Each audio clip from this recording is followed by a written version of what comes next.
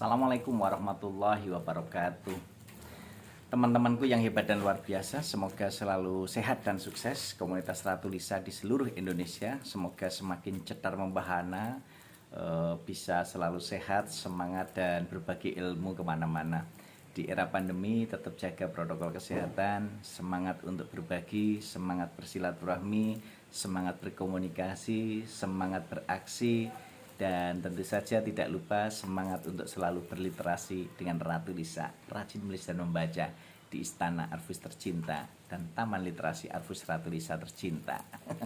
Teman-teman yang hebat dan luar biasa, hari ini kita akan mendiskusikan terkait dengan pemakaian kata Anda dan kamu. Kamu, ya kamu, gitu ya. Jadi kalau kita ingat komedian Mas Dodit Mulyanto ya, kamu tahu enggak kalau aku suka mencari kamu, ya kamu gitu, ya kamu gitu ya. Ini terkait dengan pertanyaan Mbak Octavia terkait dengan kalau mengajar di SD itu kan bagaimana kita menggunakan kata sapaan, lebih tepat menggunakan kata Anda atau kamu.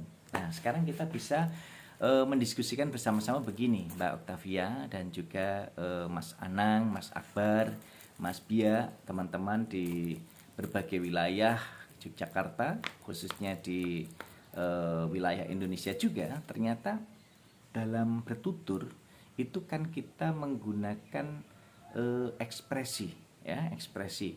Nah, ekspresi ini akan bisa memberikan satu kontribusi ketika kita berhadapan langsung dengan lawan tutur. Nah, berbeda dengan ketika kita berkomunikasi lewat tulis.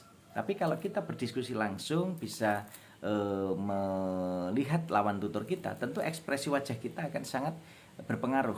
Apa yang diimplikaturkan, apa yang kita implikaturkan kepada lawan tutur lalu dipradugakan oleh lawan tutur kita. Jadi aspek kesantunan dalam bertutur ini sangat berpengaruh dalam melihat berbagai dimensi tuturan. Karena sekarang ini ada media cetak, ada media online, ada sarana cetak dan sarana online. Oleh karena itu, ketika kita melihat Mbak Octavia menggunakan kata Anda dan kamu. Nah, sekarang pertanyaan gini. Anda itu kata sapaan dalam bahasa Indonesia. Saya bertemu dengan orang yang belum saya kenal. Saya berada di Yogyakarta, kebetulan saya sedang main ke UGM atau saya main ke Taman Siswa, misalnya ke Universitas Taman Siswa, nah atau Universitas Sarjana Wiyata, khususnya di prodi PGSD misalnya. Nah, lalu saya mengatakan begini, mohon maaf, Anda siapa ya? Kok mencari Pak Anang gitu. Nah, lalu karena sapaan ini karena kita belum saling mengenal. Tapi berbeda lagi ketika mungkin saya sebagai mahasiswa, lalu saya ketemu seorang mahasiswa lain, Mas Marvan misalnya. Weh, Mas Marvan, kamu dari mana?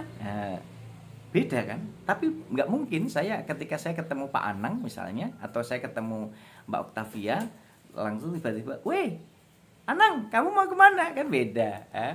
Octavia mau kemana? Beda. Jadi memang ada aspek-aspek yang tidak bisa dilepaskan ketika kita menggunakan kata Anda. Anda itu memang ada keterbatasan jarak antara penutur dan lawan tutur, tetapi itu lebih memberikan ruang sapaan yang menghargai atau menempatkan lawan tutur kita secara terhormat dibandingkan dengan kata kamu. Apakah kamu menggunakan kata kamu salah? Tidak salah. Hanya pilihan diksi itu harus disesuaikan dengan konteks tuturan. Di mana kita bertutur, tujuan tuturan kita, kepada siapa kita bertutur, lalu sarana tutur yang kita gunakan apa. Ini kalau kita lihat dari konteks ilmu pragmatik secara fungsional, itu harus memperhatikan berbagai dimensi tutur itu. Nah, teman-temanku yang hebat dan luar biasa, komunitas Ratu Lisa di seluruh Indonesia, kalau kita bincang masalah pemakaian kata Anda, ini tentu akan bisa digunakan Anda. Ini kalau kita identifikasi fitur-fiturnya, Anda digunakan untuk menyapa orang yang satu belum dikenal, yang kedua tentu tidak memiliki hubungan kekerabatan secara dekat, tiga tidak memiliki hubungan emosional secara dekat, kemudian yang keempat ini untuk menghargai, untuk menghormati orang lain, yang kelima tentu ini menjadi bagian kita bisa menempatkan lawan tutur kita secara terhormat. Nah, Kalau itu kita lakukan kepada murid kita, kepada anak didik kita, baik di SD, SMP, SMA, itu ya nggak apa-apa. Ketika mungkin rasanya jauh gitu, wah Pak, tapi kelihatan jauh sekali saya dengan murid. Saya misalkan, mohon maaf, Anda coba jelaskan pada saya bagaimana. Itu ya nggak apa-apa, itu sapaan yang resmi. Daripada, mohon maaf, ya kamu siapa? Ya, jadi itu rasanya tingkat kehalusan katanya berbeda. Jadi bagaimana kita bisa memanusiakan manusia itu salah satunya dengan pilihan kata, dengan diksi. Pilihan diksi yang tepat kita gunakan dalam situasi yang tepat akan memberikan kesantunan, efek kesantunan, kebersamaan dan kedekatan. Oleh karena itu, mengapa selalu saya katakan kita untuk selalu menggunakan 5B, melaksanakan 5B, bersilaturahmi, ini bagian dari bagaimana kita bisa melakukan identifikasi antara penutur dan lawan tutur. Yang kedua, berkomunikasi. Bagian strategi tutur, komunikasi yang santun, pilihan diksi yang tepat, kemudian menggunakan motivasi dan imajinasi yang tepat, ini akan bisa memberikan satu kolaborasi. Maka ketika yang ketiga B, yang ketiga berkolaborasi, maka ini akan memberikan ketertarikan tersendiri antara penutur dan lawan tutur. Oleh karena itu, Mbak Octavia, ketika kita berbicara masalah kesantunan dalam berbahasa, tentu kita akan melihat siapa lawan tutur kita, ya.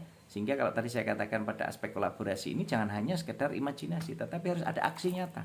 Jadi beraksi, kita betul-betul praktek dalam pembelajaran, praktek dalam kehidupan nyata, praktek dalam komunikasi, dan akhirnya nanti akan memberikan solusi-solusi kreatif, ya. Jangan sampai kalah dengan Bu Tejo, ya, yang selalu solutif, ya gitu ya. Nah, jadi ini penting, ya, ini penting. Oleh karena itu saya kira perlu disadari bahwa pemahaman kata Anda, sapaan Anda ini ya baku, ini formal, ya. Salahkah? Tidak, tidak salah. Jadi menggunakan kata Anda boleh, kamu boleh, hanya kita lihat konteks tuturannya. Jadi ketika kita menggunakan kata kamu berarti sudah ada kedekatan emosional, kita sudah saling mengenal, kemudian secara emosional kita tidak ada keterbatasan. Yang keempat, tidak ada rasa ketersinggungan. Jadi sudah seperti sohib, ya, sohib yang betul-betul sohib, ya, menjadi teman dekat yang senantiasa bisa selalu berbagi, dan itu menjadi sebuah referensi dalam pengembangan imajinasi, pengetahuan, dan akhirnya mampu menggerakkan sayap kita. Dan jangan lupa teman-temanku yang hebat dan luar biasa, Mbak Octavia dan kawan-kawan, ketika kita ingin mengembangkan ide-ide gagasan itu tentu harus kita analogikan dalam berbagai diksi, analogikan dalam berbagai konteks kalimat, kita analogikan dalam konteks tuturan, dan akhirnya nanti akan kita menemukan pola. Nah, bagaimana kita memanfaatkan strategi tutur? Nah, itu strategi tutur efektif ketika kita gunakan dalam situasi tutur yang tepat, diksi yang tepat, maka akan mendapatkan kenyamanan dalam tuturan. Dan itu tentu tidak bisa lepas dari komponen pemakaian Anda dan kamu, itu sama-sama bisa digunakan. Hanya bagaimana kita bisa memilih dan menempatkan konteks tuturan, siapa lawan tutur kita dan siapa penuturnya, tujuan tuturan kita, dan tentu pemahaman aspek penutur dan lawan tutur ini harus saling memahami pengalaman, memiliki pengalaman bersama, background knowledge-nya. Nah, ini penting untuk kita samakan persepsinya sehingga kita betul-betul bisa memahami. Sehingga kalau tadi 5B bersilaturahmi, berkomunikasi, berkolaborasi, beraksi, dan yang kelima berliterasi dengan Ratu Lisa, rajin menulis dan membaca di Istana Arfus tercinta. Teman-temanku yang hebat dan luar biasa, kita harus sering melakukan upaya gerakan literasi Ratu Lisa, karena dengan membaca kita akan membaca cakrawala dunia, dan itu akan menambah wawasan dan pengetahuan kita, semangat kita untuk menjadi manusia-manusia hebat yang bermanfaat, manusia-manusia sejati yang selalu menginspirasi, dan manusia-manusia bermartabat yang maslahat untuk umat.